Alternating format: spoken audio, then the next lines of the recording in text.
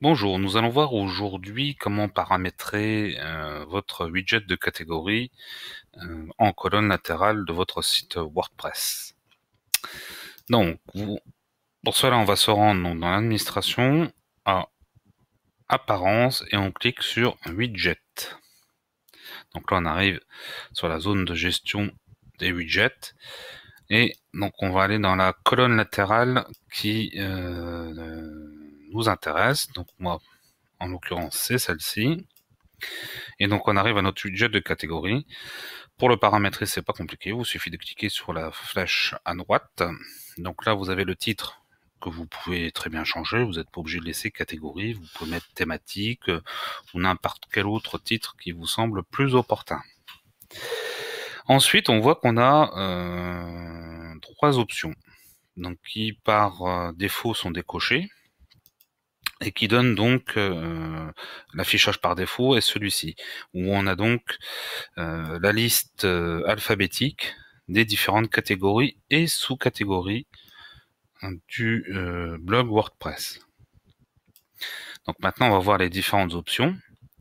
Donc par exemple on veut afficher la hiérarchie, c'est-à-dire qu'on va avoir la distinction entre les catégories et les sous-catégories. Donc on clique sur enregistrer.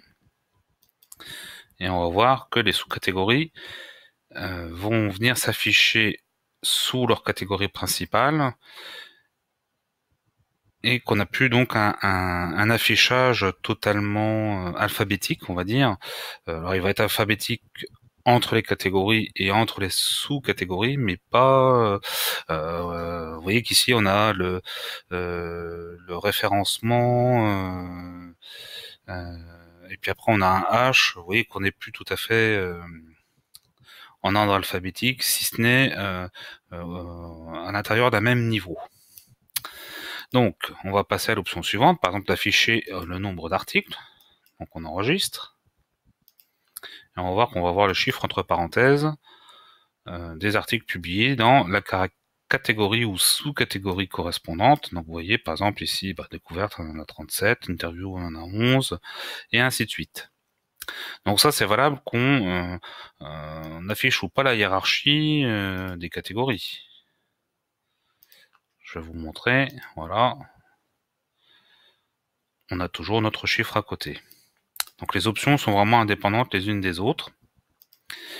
Et donc la dernière, c'est l'affichage comme liste déroulante. Alors ça vous permet, notamment si vous avez beaucoup de catégories et de sous-catégories, de limiter la taille de ce widget en colonne latérale. Donc moi, c'est ce que je préfère sur mon site, puisque j'ai quand même pas mal de catégories et sous-catégories, et que je veux afficher d'autres contenus qui me semblent plus intéressants que les catégories. Mais malgré tout, je veux afficher, donner la possibilité à mes lecteurs de choisir les catégories. Donc vous voyez que en liste déroulante, il suffit de cliquer sur sélectionner une catégorie et on a bien donc le déroulé de toutes les catégories. Donc maintenant, moi je vais juste rajouter la hiérarchie, parce que c'est quand même plus simple de s'y retrouver. Voilà. On renouvelle la page.